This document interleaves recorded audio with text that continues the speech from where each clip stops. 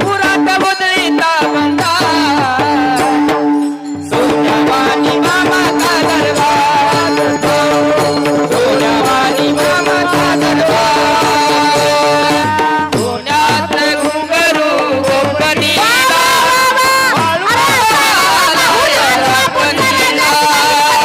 राखणीला रिद्धी सिद्धीचा योगी राज भोळ्या भक्तांना तारी आज भोळ्या भक्तांना तारी आज भोळ्या भक्तांना तारी राग रिद्धी सिद्धीचा योगी राज भोळ्या भक्तांना तारी आज एखादी मेंढी आजारी पडू द्या मामांनी रात्र रात्र जागावं तिचं औषध पाणी करावं तिला चारा खाऊ घालावा एवढं प्रेम मामा मेंढी माऊलीवरती करत होतं ऐका ऐका तुम्ही सुद्धा मामांची सेवा करताय ना अरे आपण काय जेवढे सुखी नाही ना तेवढे हे मामांची सेवा करतायत ना असे मामांचे सेवक आपल्यापेक्षा जास्त सुखी आहेत अरे घरामध्ये पैसा किती आहे याला जास्त महत्व नाही तर घरामध्ये माणूस किती सुखी आहे याला महत्व आहे अरे तुम्ही देवाच्या दरबारामध्ये या इथं बसलेल्या सेवकांकडे पहा हो दादा पहा बघा माता माऊल्या बघा आपल्या चेहऱ्यावरती जेवढा आनंद दिसणार नाही ना आपल्या चेहऱ्यावरती जेवढं समाधान दिसणार नाही ना कारभारी आपल्याला वाटणार नाही एवढा आनंद एवढं समाधान या लेकरांकडे या सेवकांकडे पाहिल्यानंतर वाटतं का तर मामा तसा आशीर्वाद देतात मामा त्याचं फळ देत असतात म्हणून कधीतरी माझ्या मामांच्या बग्यामध्ये या मेंढी माऊलीची सेवा करा त्याचं फळ तुम्हाला दिल्याशिवाय राहणार नाहीत अरे माझे मामा सुद्धा काय करायचे घोंगडी घ्यायचे काठी घ्यायचे आणि अख्ख्या सगळ्याची राखणी करायचे सगळ्या मेंढी माऊलीची राखणी करत राहायचे सोन्याचं घुंगरू गोफणीला बाळू मामा आलाय राखणीला सोन्यात घुंगरू गोपनीला बाळू मामा आलाय राखणीला सोन्यात घुंगरू गोपनीला बाळू मामा आलाय राखणीला सोन्यात घुंगरू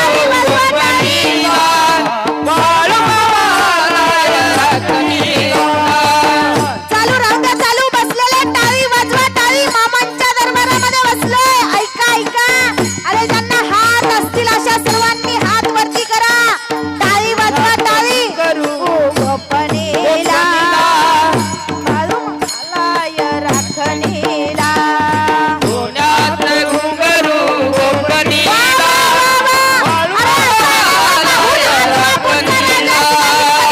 राखणीला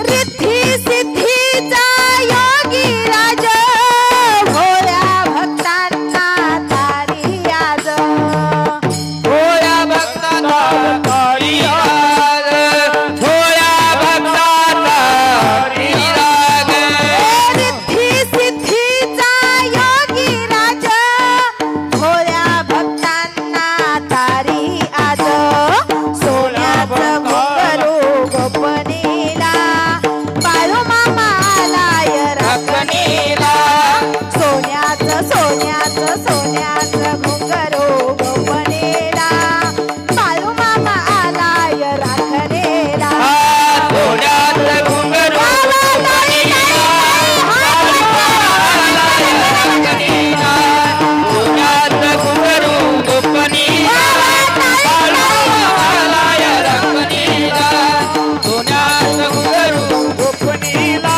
हे बाळू मामा आलाय राखणीला सोन्यात घुंगरू गोपनीला बाळू मामा आलाय राखणीला बोला बोला बाळू मामाच्या नावानं बाळू मामाच्या नावानं अरे एखाद्या वेळेस आपल्या दारामध्ये मेंढी माऊली येऊ दे एखाद्याच्या शेतामध्ये जर मेंढी चरून गेली ना अरे आपल्या शेतामध्ये काही नसू द्या पण त्या शेताचं सोनं झाल्याशिवाय राहणार नाही म्हणून आपल्या कधीतरी शेतामध्ये मेंढी माऊलीला आणा अरे माझ्या मामांनी काय केलं फक्त मेंढी माऊलीची सेवा केली आणि अख्ख्या जगाचे मालक झाले अख्ख्या ब्रह्मांडाचे नायक झाले असे असणारे आदमापूरचे बाळू मामा आहेत त्यांनी काय करायला सांगितलं अरे जगामध्ये आपण अनेक जण बघितली अरे देव देवानं 83,999,000 एवढे जन्म निर्माण केले.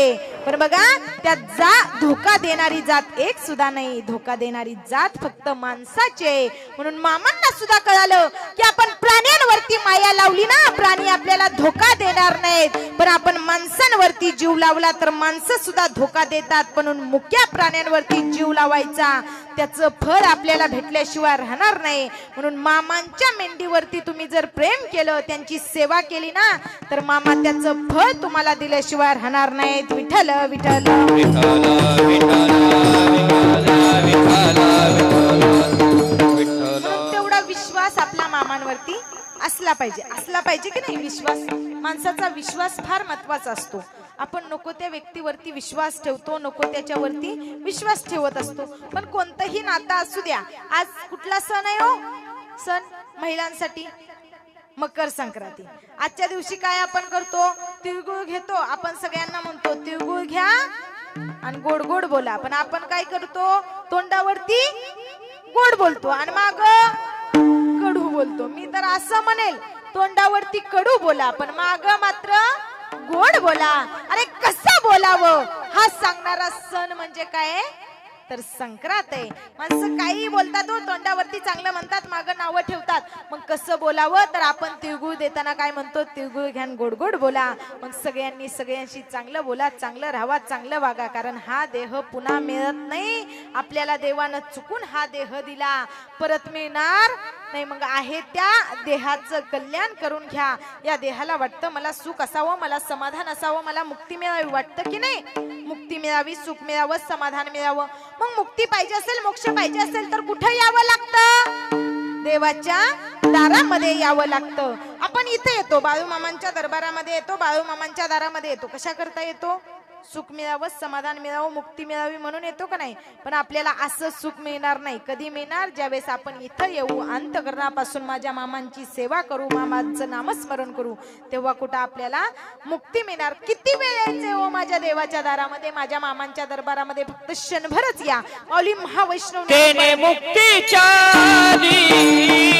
साधीला, तेने मुक्तीच्या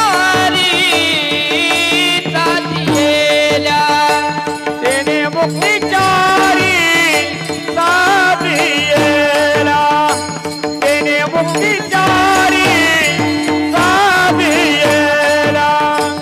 देवाची दोरी उभा क्षणभर, देवाची दोरी उभा क्षणभर, तेने मुक्तीचारी साधियेला, तेने मुक्तीचारी साधियेला. देवाची दोरी उभा क्षणभरी, तेने मुक्तीचारी साधिविला, तेने मुक्तीचारी साधिविला. साधियेला, साधियेला. माऊली महावैष्णव ज्ञानोबराय हरिपाठामध्ये किती सुंदर आणि किती गोड वर्णन करतात. देवाचे द्वारी उभा क्षणभरी, तेने मुक्तीचारी साधियेल्या. अरे देवाच्या दारामध्ये क्षणभर या. क्षणभर आल्यानंतर माझ्या मामांच्या दरबारामध्ये तुम्ही क्षणभर जरी आला तरी, माझ्या मामांच्या दारामध्ये क्षणभर आला तरी तुम्हाला मुक्ती मोक्ष मिळाल्याशिवाय राहणार नाही. म्हणून माझ्या मामांच्या दरबारामध्ये यायचं, विश्वास ठेवला पाहिजे. देवावरती आपला विश्वास असला पाहिजे. आपण नको त्याच्यावरती प्रेम करतो. अरे कधीतरी माझ्या मामांवरती प्रेम करा, कधीतरी आपल्या आई वडिलांवरती प्रेम करा.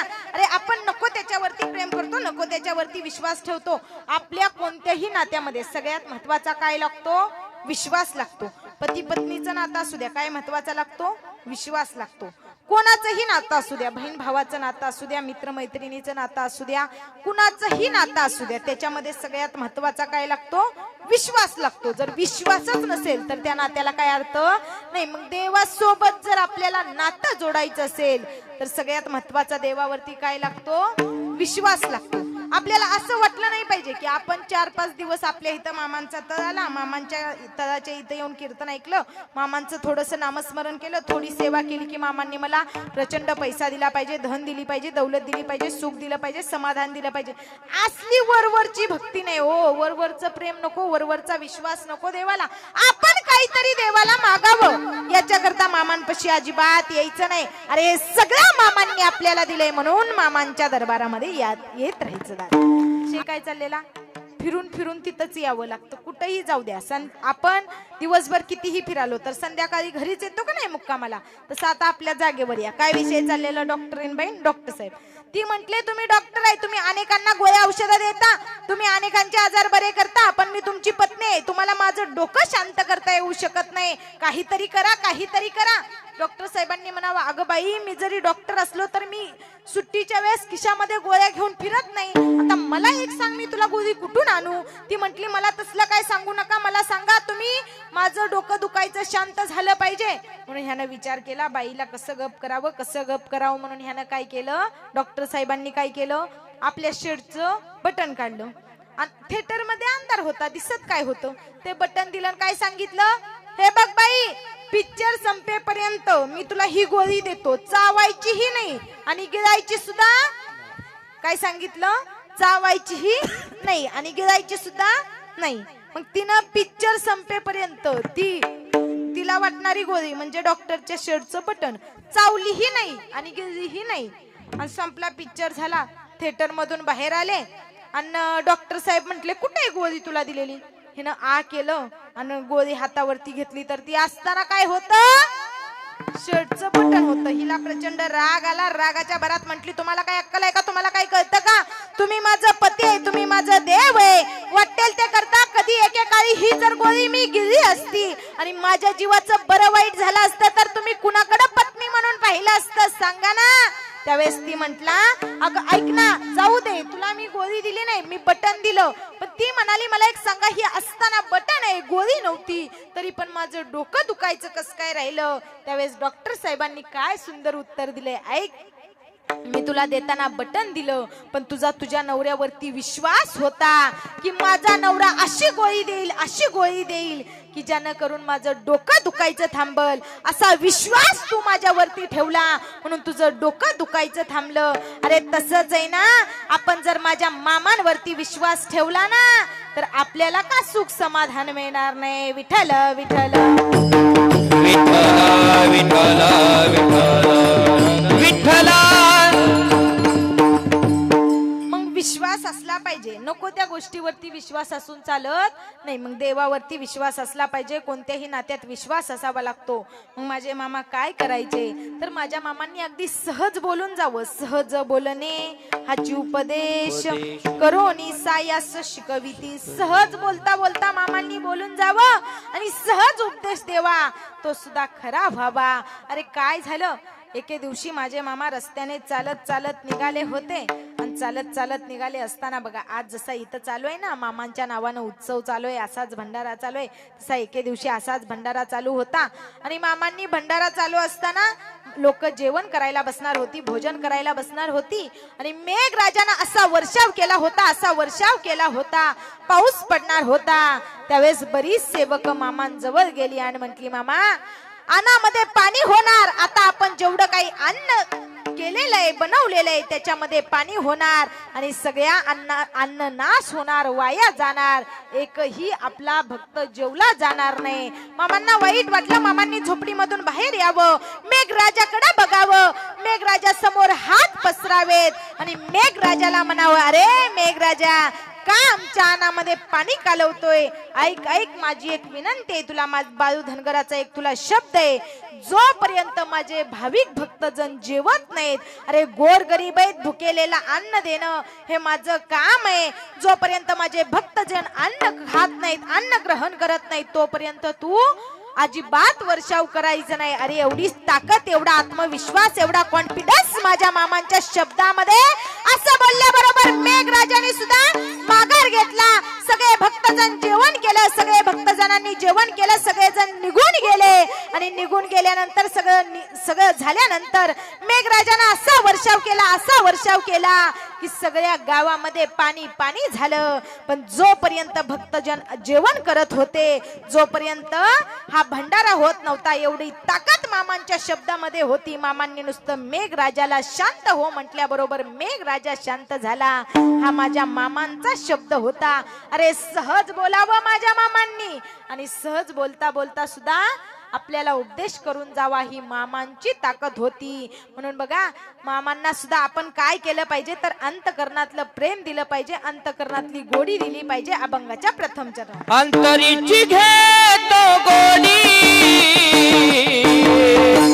अंतरीची घेतो अंतरीची घेतो गोडी, अंतरीची घेतो गोडी, अंतरीची घेतो गोडी,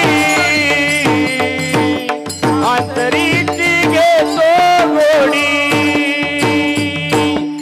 अंतरीची घेतो गोडी, अंतरीची घेतो गोडी. पाहे जोडी भावाची, पाहे जोडी भावाची, आहे जोडी भावाची, आहे जोडी भावाची.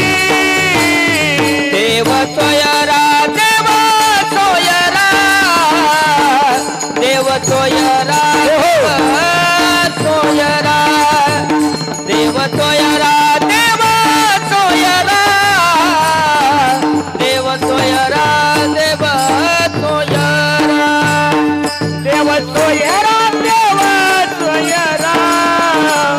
देव सोयरा, देव सोयरा, देव सोयरा, देव सोयरा,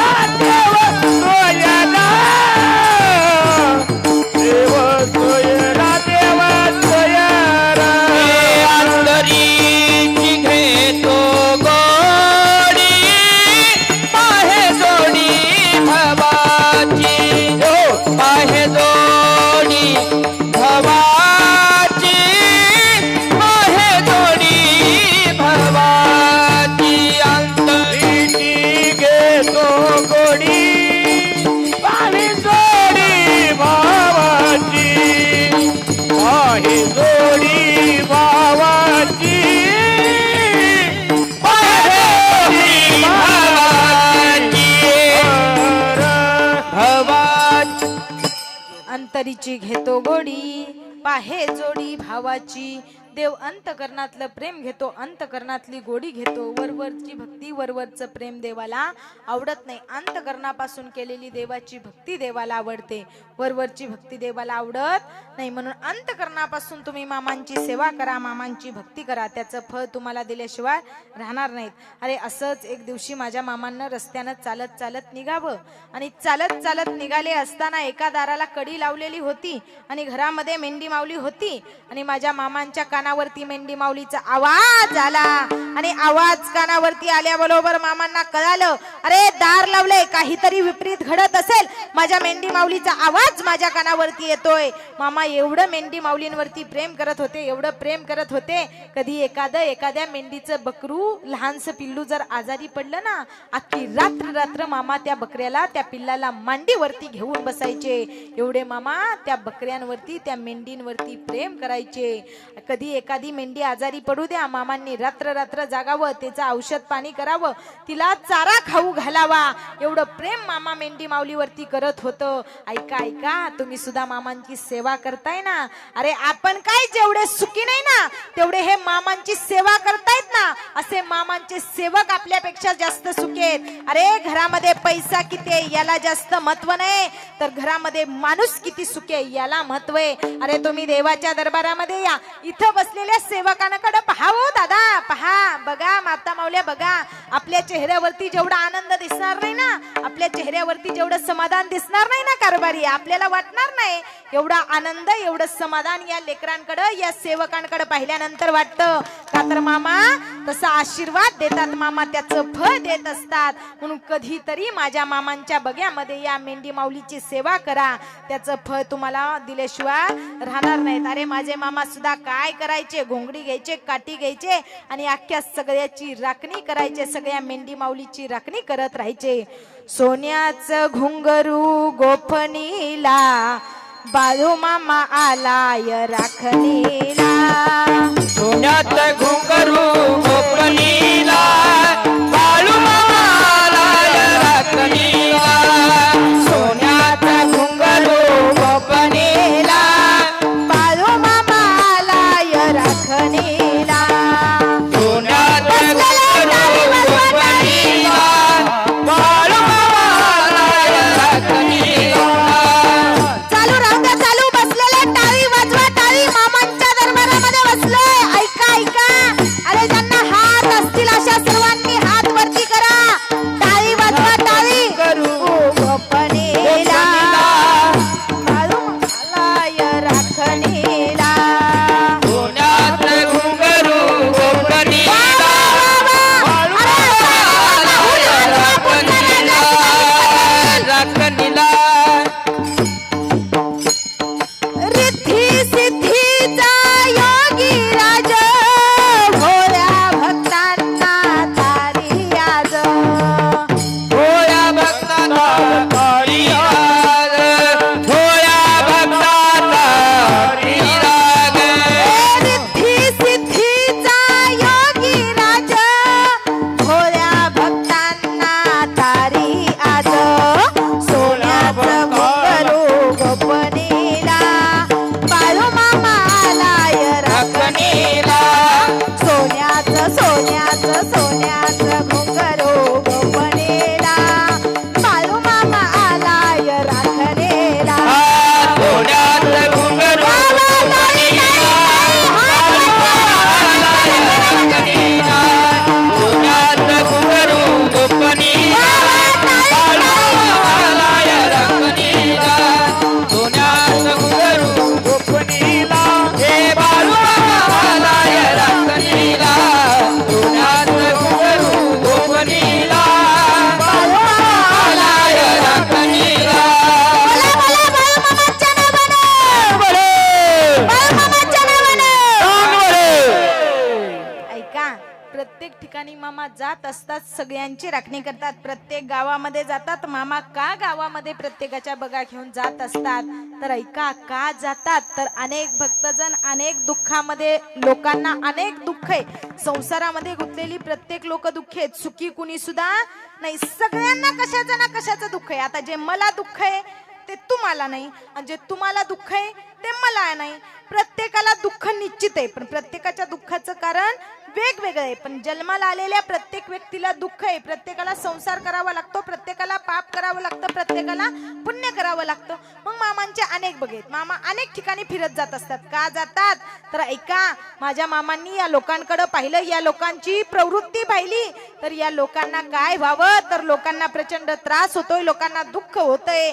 पण ज्या वेळेस माझ्या मामांची आरती चालू असते ना, अनेक दुःखी असलेली लोक पुढे येतात. त्यांची काही भूतबाधा असेल ना, ती माझे मामा बाजूला काढतात आणि त्याला सुखी समाधानी करतात. त्याच्यासाठी माझे मामा गावोगावी फिरत असतात. अरे काय करता, माझ्या मामांकडे पाहायचंच असेल ना तर मेंढी माऊलीकडे पहा, कधीतरी त्यांच्या सेवकांकडे पहा. त्या सेवकांकडे पाहिल्यानंतर, त्या मेंढी माऊलींकडे पाहिल्यानंतर तुम्हाला मामांचा आशीर्वाद मिळाल्याशिवाय राहणार नाही. त्यांची सेवा केल्यानंतर मामांचा आशीर्वाद मिळाल्याशिवाय राहणार नाही. म्हणून त्याच्याकरता काय करा तर त्यांची सेवा करा. मग मामांना रस्त्यानं चालत चालत निघावं. बघा, चांगलं वागणाऱ्याला लोक त्रास देतात, लोक फार वाईट येतो. लोकांचं काय ऐकता, लोक काय करतात, पहिल्या दिवशी हसतील, दुसऱ्या दिवशी चिडवतील, तिसऱ्या दिवशी नाराज होतील, चौथ्या दिवशी बोलायचं बंद करतील आणि पाचव्या दिवशी तीच आपल्याला येऊन राम राम करतील. अशी लोक आहेत. लोक चांगल्याला चांगलं म्हणत नाहीत आणि वाईटाला चांगलं म्हणल्याशिवाय राहत नाही. अरे सगळ्या साधू संतांना त्रास झाला, माझ्या जगद्गुरु तुकोबरायांना सुद्धा त्रास झाला. अरे या समाजाचा माथा जागेवर यावा, त्यासाठी माझ्या जगद्गुरु तुकोबरायांनी गाथा लिहून ठेवला. पण ऐका ऐका, अरे या समाजातल्या वाईट प्रवृत्तीच्या लोकांना माझ्या जगद्गुरु तुकोबरायांचा तोच गाथा पाण्यात बुडविला. पण तुकोबरायांचा अधिकार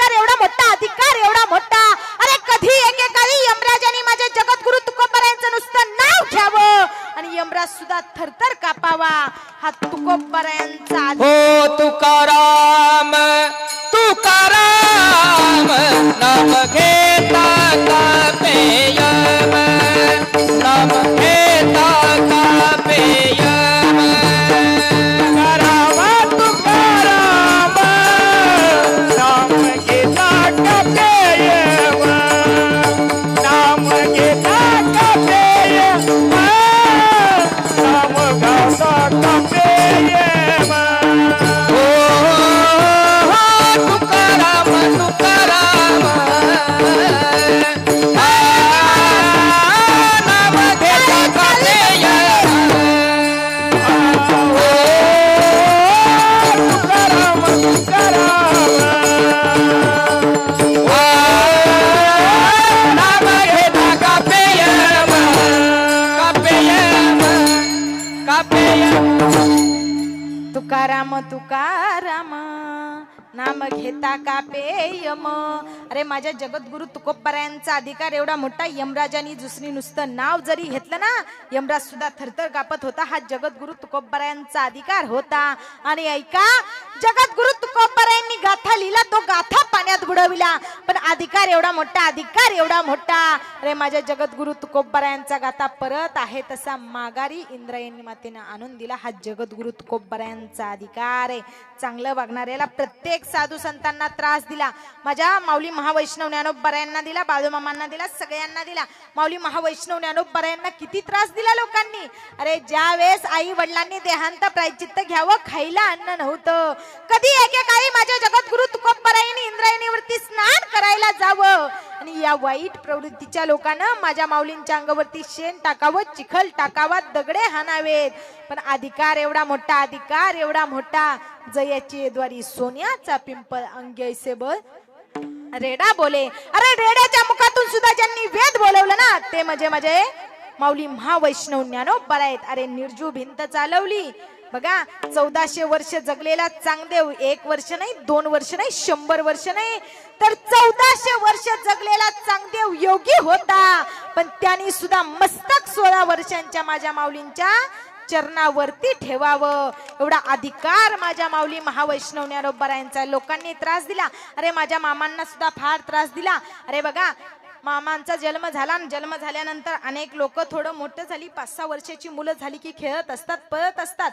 तशी अनेक मुलं खेळायची, पळायची. पण माझे मामा असतानाच देव होते, संत होते.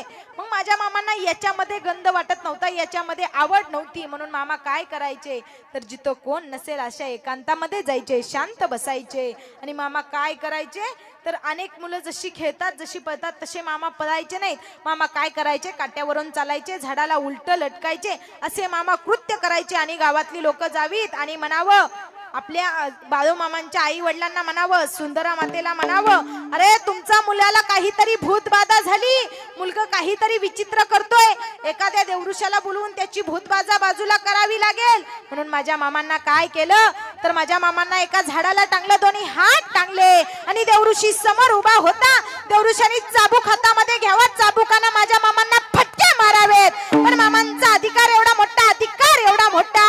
अरे त्या देवऋषानं माझ्या मामांच्या अंगावरती चाबुकाने फटका मारला ना, तर त्याचा वळ माझ्या मामांच्या अंगावरती उमटत नव्हता आणि तो फटका माझ्या मामांना लागत नव्हता, तर तो फटका त्या देवऋषाला लागत होता. हा माझ्या मामांचा अधिकार होता. म्हणून चांगलं वागणाऱ्याला लोक त्रास देत असतात. म्हणून चांगलं आपल्याला त्रास देतात, म्हणून चांगलं वागणं सोडायचं, चांगलं वागत राहायचं. मग बघा, असेच मामा चालत चालत निघाले आणि निघाले असताना मेंढी माऊलीचा कानावरती आवाज आला. हॅलो, आवाज ऊद घालायचा आलो आहे, जागच्या जागेवर थांबायचं आहे, उदाला आडवं जायचं नाही. बघा, सगळ्यांनी जागेवरती थांबा, उदाला कुणीही आडवं जाऊ नका. मग काय व्हायचं, तर मामा रस्त्याने चालत चालत निघाले. मेंढी माऊलीचा आवाज कानावरती आला, दाराला कडी लावली होती. माझ्या मामांनी तिथं जावं, मेंढी माऊलीचा आवाज कानावरती यावा आणि मामांनी दार वाजवावं, तर दार उघडलं नाही. मग माझ्या मामांना राग आला. मामांनी रागाच्या भरात थेट दारावरती लात मारली आणि दार फोडलं आणि आतमध्ये जाऊन मामा बसले.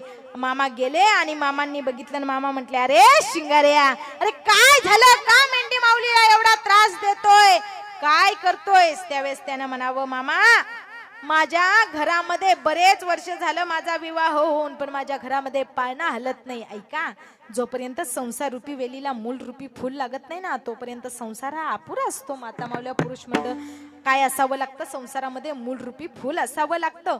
मग त्याला सुद्धा वाटायचं, शिंगाऱ्याच्या पत्नीला सुद्धा वाटायचं, आपल्याला मुलबाळ होत नाही, लेकरू होत नाही, आपण कशासाठी एवढी देवाची सेवा करावी? जय देवऋषी म्हणाल ते कृत्य आपण करावं. म्हणून असं घरामध्ये वाईट कृत्य चालू होतं. मामांना त्यांनी सांगितलं की आजपर्यंत माझ्या घरामध्ये पाळणा हलणार नाही. देवऋषाला विचारलं, देवऋषाने सांगितलं, ज्या वेळेस तुम्ही तुमच्या घरामध्ये एखाद्या गर्भवती मेंढीचं बळी देसाल त्यावेळेसच तुमच्या घरामधला पाळणा हलेल. असं म्हटल्यानंतर मामांना प्रचंड राग आला आणि मामा म्हटले, अरे मूर्खा, एखाद्या मुक्या जनावराला मारून जर स्वतःच्या पत्नीला मातृत्व प्राप्त करून देत असशील ना, तर ऐक शिंगारे, ऐक, या बाळू धनगराचा तुला शब्द आहे, या बाळू धनगराचा तुला शाप आहे. अरे मेंढी माऊलीचा बळी घेशील तर आयुष्यभर निपुत्रिक राहशील. पण ऐक, एखाद्या मेंढी माऊलीला, एखाद्या मुक्या जनावराची सेवा करशील, तिला सोडून देशील, तर पुढच्या वर्षी तुझ्या घरात पाळणा हल्ल्याशिवाय राहणार नाही. हा बाळू धनगराचा तुला शब्द आहे. असं म्हटल्यानंतर त्या देवऋषाला मामांनी थेट लाद घातली आणि शिंगाऱ्यांनी मामांसोबत संगत केली, मामांसोबत सेवा करायला लागला आणि एका वर्षाच्या आत त्याच्या घरामधला पाळणा हल्ला. हे संतांचे आपल्यावरती उपकार आहेत. काय सांगू आता संतांचे उपकार? मज निरंतर जागविती. अरे बाळू मामांनी काय केलं तर या झोपलेल्या माणसांना जाग करण्याचं काम केलं. मामा म्हणतात, बाबांनो तुम्ही नको तिथं झोपलेलं आहे, नको तिथं तुम्ही लक्ष देता, पण जाग व्हा बाबा, जाग व्हा. उठा जागे व्हा रे आता, स्मरण करा पंढरीनाथा, भावे चरणी ठेवी माता, सुखवी व्यथा जन्माच्या. उठा जागे व्हा रे आता, स्मरण करा पंढरीनाथा, चरणी ठेवी माता, सुखवी व्यथा. उठा जागे व्हा रे आता, उठा जागे व्हा रे आता, स्मरण करा पंढरीनाथा, पंढरीनाथा. उठा जागे व्हा रे आता, स्मरण करा पंढरीनाथा, भावे चरणी ठेवी माता, सुखवी व्यथा जन्माच्या. उठा जागे व्हा रे आता, स्मरण करा जाग व्हायला सांगितलंय. कुठं व्हायला सांगितलंय तर देवानं सांगितलंय तुम्ही चांगल्या मार्गामध्ये जाग व्हा. आपण सगळेजण संसार रूपी मार्गामध्ये झोपलेलो आहे आणि आपल्याला कुठं जाग व्हायला लावले? परमार्थ रूपी मार्गामध्ये जाग व्हायला लावले. मग आपण सगळेजण झोपलोय. आता सगळेजण झोपले. तुम्ही म्हणसाल, ताई आम्ही काय तुम्हाला येड दिसतोय का?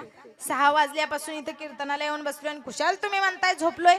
एकतर तुम्ही महाराज नाही तर आम्ही माणसं नाही. तुम्हाला काही समजत नाही का? तुम्ही म्हणसाल आम्ही 6 वाजल्यापासून इथं बसलोय आणि तुम्ही कुशाल झोपलाय म्हणताय. तर बघा आपण कुठं झोपलोय तर आपण संसार रूपी मार्गामध्ये झोपलोय ना. आपल्याला जाग कुठं व्हायला सांगितलंय? परमार्थ रूपी मार्गामध्ये जाग व्हायला सांगितलंय. मग माणसाला प्रत्येकाला जन्माला आल्यानंतर जावं लागणार आहे, प्रत्येकाला मरावं लागणार आहे. पण माणसानं जीवन जगताना असं जगावं जसे संत महात्मे जगले तसं जीवन माणसानं जगावं. अरे जीवन असावं ज्ञानोबरायांसारखं, जीवन असावं तुकोबरायांसारखं, जीवन असावं संत बाळू मामांसारखं. असं जीवन माणसानं जगावं. तुका म्हणे का मरण्याची सरे, उत्तमची उरे कीर्ती मागे. अरे जसं संतांची कीर्ती मागे उरली तशी आपली सुद्धा कीर्ती मागे उरावी असं जर वाटत असेल ना, तर त्यासाठी माणसानं जीवन चांगलं जगलं पाहिजे. ऐका, आपण काय करतो तर माणसानं मरायच्या आधी जीवन जगायला शिकलं पाहिजे. बघा, लिहायच्या आधी वाचायला शिकावं, हार मानायच्या आधी प्रयत्न करायला शिकावे, खर्च करायच्या आधी कमवायला शिकावं आणि मरायच्या आधी माणसानं जीवन जगायला शिकावं. तर माणसाच्या जीवनाला अर्थ आहे. बरं मला एक सांगा, आपण मामांच्या दरबारामध्ये बसलो, सगळ्यांनी मला खरं खरं बोलायचं, सगळ्यांनी माझ्यावर बोलत राहायचं. माणसानं जगावं का मरावं? बोला, बोलत जावा. इथं बोलायचं, माझ्याबरोबर बोलत जावं. जगावं आता मामांच्या दरबारामध्ये बसलोय, जाणीवपूर्वक वाक्य बोलते. जगावं म्हटलं तरी मरावं लागणार आहे. अरे देवानं जगावं म्हटलं तर काय आपल्याला 200 वर्ष आयुष्य दिले का? दिलंय का हो? किती वर्ष दिलंय? 100 वर्ष. मग जगावं म्हटलं तरी मरावं लागणार आहे. मग तुम्ही म्हणचाल ताई मला एक सांगा, जगावं म्हटलं तरी मरायचंय, मरावं म्हटलं तरी मरायचंय, मग तुम्ही आम्हाला प्रश्नच का विचारला? जगावं का मरावं? बोला, जगावं का मरावं? सेवा करा आई वडिलांना माझं म्हणा. म्हणून बघा जीवनामध्ये माणसाला दुःखच दुःख असतं, पण बघा आपण एवढी सेवा केली पाहिजे, एवढी सेवा केली पाहिजे, आपल्याला सुद्धा सुख मिळालं पाहिजे. दुःख सगळ्यांनाच असतं, म्हणून सेवा करूनच सुख मिळतं. त्याच्याकरता माणसानं सेवा करावी लागते. म्हणून बघा ही लोक एवढी मामांची सेवा करतात, त्याचं फळ त्यांना मिळाल्याशिवाय राहत नाही, त्यांना सुख समाधान मिळतं, म्हणून तर ते मामांच्या दरबारामध्ये येत असतात. मग आपल्याला वाटत असेल आपल्याला सुख मिळावं, आपल्याला समाधान मिळावं, तर काय करा? मेंढी माऊलीला चारा द्या, त्यांची सेवा करा. अरे अनेक जण ती कधी बिचारे विचार करत नाहीत, आपली पत्नी उपाशी असेल, आपल्या घरातली लोक उपाशी असतील, कधीच विचार करत नाहीत, कारण त्यांना मामांवरती विश्वास आहे. अरे आपण जर इथं मामांच्या मेंढी माऊलीची सेवा केली ना, आपण जर इथं आलो ना, तर माझे मामा माझ्या घरच्यांना कधीच उपाशी ठेवणार आहे, एवढा विश्वास या सेवकांचा मामांवरती. असा विश्वास आपण मामांवरती ठेवा. कधीतरी मामांच्या इथं दान करा, मेंढी माऊलीला कधीतरी चारा खाऊ घाला. तुमचं धन धान्य शेतामध्ये भरपूर आल्याशिवाय राहणार नाही. मग त्याच्याकरता त्याची सेवा करा बर का. सेवा केल्यानंतर फळ दिल्याशिवाय राहणार नाहीत. म्हणून बघा आज या ठिकाणी ज्यांच्या दारामध्ये कीर्तन आहे, ज्यांच्या या शेतामध्ये, खरंच ते पुण्यवान भाग्यवान आहेत, कारण कुणाच्याही दारामध्ये कुणाच्याही घरामध्ये कीर्तन प्रवचन होत नाही. भाग्यवंता घरी त्यांच्याच घरी असतं, भाग्यवंत असल्याशिवाय होत नाही. म्हणून तुम्हा सगळ्यांना त्यांच्यामुळे इथं हे सगळं ऐकायला मिळतंय. त्यांच्या शेतामध्ये मेंढी माऊलीचा बगा आलाय. म्हणून अनिकेत दादांसाठी एकदा जोरात टाळ्या वाजवा सगळ्यांनी.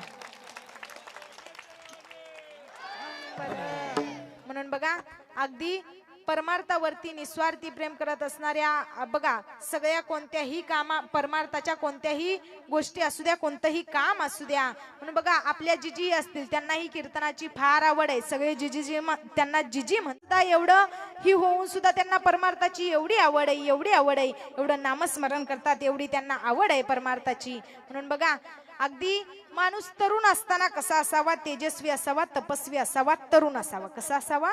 तेजस्वी, तपस्वी आणि तरुण. अगदी आमच्यासारख्या अनेक कीर्तनकारावरती प्रेम करणारे, आम्हाला प्रत्येक ठिकाणी सहकार्य करणारे आपले माऊली दादाही असतील, त्यांच्यासाठी एकदा जोरात टाळ्या वाजवा माऊली दादांसाठी. बघा कधीही कीर्तनकारांवरती एवढं प्रेम करतात, यांच्यासारखी लोक आहेत म्हणून तर आज परमार्थ टिकून आहे. अशी परमार्थावरती प्रेम करणारी लोक असावी लागतात. आणि बघा ह्या सगळ्या सेवकांना जे सांभाळतात, सगळ्यांना चांगला मार्ग दाखवतात, ते आपले सांगोलकर कारभारी असतील, त्यांच्यासाठी एकदा जोरात टाळ्या वाजवा. त्यांच्यामुळं हे सगळं बघा चाललंय, त्यांच्यामुळे हे सगळं चाललेलं आहे. म्हणून बघा आज आपला हा झालेला कार्यक्रम आपल्याला पुन्हा पाहता यावा. आता हा झालेला कार्यक्रम आपल्याला लाईव्ह सुद्धा चालू आहे. म्हणून ओम साई क्रिएशन हा एक यूट्यूब चॅनल आहे, त्या चॅनलवरती सगळ्यांनी जावा. आपल्याला हा झालेला कार्यक्रम ओम साई क्रिएशन या यूट्यूब चॅनलवरती पाहायला मिळेल. अरे एवढा मामांचा आशीर्वाद अनेक ठिकाणी, आपल्या एवढ्या भागामध्ये ज्या ज्या ठिकाणी त्या प्रत्येक कीर्तनाचं शूट करण्याचं काम ज्या चॅनलनी केलं ना, तो ओम साई क्रिएशन चॅनल आहे. त्याच्यासाठी एकदा जोरात टाळ्या वाजवा. म्हणून बघा ओम साई क्रिएशन या यूट्यूब चॅनलवरती आपल्याला हा झालेला कार्यक्रम पाहायला मिळेल. म्हणून बघा आज तुम्ही इथं शांती चित्तेने कीर्तन ऐकलं, म्हणून महाराज शेवटच्या चरणात काय म्हणतात? अभंगाची शेवटची तू का म्हणजे प्रेम द्यावे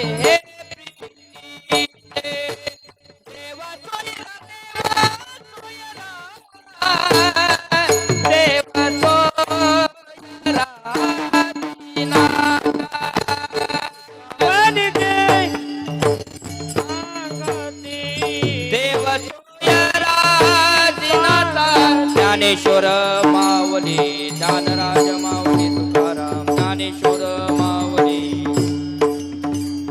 म्हणून बघा मामांची सेवा करा, देवाचं नामच वाटेल आलेली सेवा, त्या योगानं तुम्हा सर्वांचंच मला दर्शन.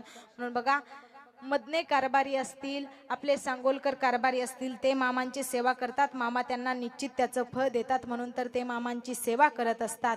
म्हणून आज या ठिकाणी ज्यांच्यामुळे तुम्हाला इथं कीर्तन ऐकायला मिळतंय ते दादा असतील, त्यांच्याकडून या सगळ्यांकडून आपले माऊली दादा सगळ्यांकडून आज माझ्या वाटेला आलेली सेवा आणि त्या योगानं तुम्हा सर्वांचंच मला दर्शन. बघा समाज ही भव्य दिव्य आहे, भजनी मंडळी भव्य दिव्य आहे, पण कीर्तनकार जरा लहान आहे. आपल्या पायातली चप्पल तुटली तर आपण शिवून घालतो, तसं बोलताना एखादा वेडा वाकडा शब्द गेला असेल, तुमची मुलगी तुमची नात या नात्याने मला माफ करा. आणि सगळ्यात महत्वाचं म्हणजे माझा आवाज तुमच्यापर्यंत पोहोचवण्याचं काम केलं, ती म्हणजे काय माईक सिस्टीम, ती अत्यंत छान होती, त्याबद्दल त्यांचेही धन्यवाद. अगदी सुंदर अशी माईक सिस्टीम आहे, अजिबात काही सुद्धा सांगायची गरज लागलेली नाही, अजिबात काही सांगावं लागलं नाही, सगळं जिथल्या तिथं व्यवस्थित केलं, त्याबद्दल त्यांचेही धन्यवाद. आणि म्हणून बघा उत्कृष्ट अशी कोण आहे ते, म्हणून बघा आज या ठिकाणी ज्यांच्याकडून माझ्या वाटेला सेवा त्या योगाने ते आपले माऊली महाराज असतील, आपले महाराज सुळे महाराज नाही, महाराज आहे लक्षात आहे, तसं कसं होतं वयामानानुसार जरा लक्षात राहत नाही. बऱ्याच ठिकाणी आपली भेट झाली, आपली कीर्तनं झाली, तुम्ही बऱ्याच ठिकाणी साथीला होता, पण वयामानानुसार जरा लक्षात राहत नाही. सगळ्यांनी समजून जावं, सगळेच आपले बाबा सगळे भजनी मंडळी असतील. आणि बघा सगळ्यात आपला छोटा वारकरी छोटा, बघा किती सुंदर मुलगा आहे, त्याच्यासाठी एकदा जोरात टाळ्या वाजवा. मी रोज माऊली दादांच्या टेटसला बघते, अगदी लहान आहे पण 2 तास लेकरू कीर्तनाला उभं राहतं, काय सुंदर टाळ वाजवतं, काय परमार्थ. बघा लहानपणातच असावं लागतं, लहानपणीच परमार्थ कसा असावा हे माणसाला सांगावं लागतं. आणि इथं आपण आता जर ठरवलं ना, मोठं झाल्यानंतर कीर्तनकार व्हायचं, होता येत नाही, त्यासाठी आपल्या पूर्वजांची पुण्याई लागते. इथं कुणाचाही खेळ नव्हे, तुका म्हणे येते पाहिजे जातीचे येड्या गबायाचे का म्हणूय, इथं जातीचाच माणूस लागतो, बापानी जे करावं ते लेकानी करावं. मग जर आपले वडील जर परमार्थात असतील तरच मुलगा शिकतो का नाही. म्हणून लेकरू 2 तास झालं इथं सुंदर असं टाळ घेऊन उभा राहते, अगदी लहान आहे, त्याच्यासाठी पुन्हा एकदा जोरात टाळ्या वाजवा. म्हणून बघा सगळ्यांनी उत्कृष्ट अशी साथ दिली, त्याबद्दल सगळ्यांचा धन्यवाद. आपले मृदुंगाचार्य दोन्ही महाराज असतील, आता त्यांनी उत्कृष्ट अशी साथ दिली. मला वाटते माझ्या लक्षात नसेल तुमचं नाव, आपली पहिली कधी भेट झालेली नसावी. तुम्ही उत्कृष्ट असा मृदुंग वाजवला, त्याबद्दल त्यांचाही धन्यवाद. या बग्याचे कारभारी असतील, आता पहिल्यांदाच माझा इथं येण्याचा योग आला, त्याच्यामुळं कुणाची नावं लक्षात राहिली नाही, त्याबद्दल सगळ्यांनी मला माफ करा. तुमची मुलगी या नात्याने मला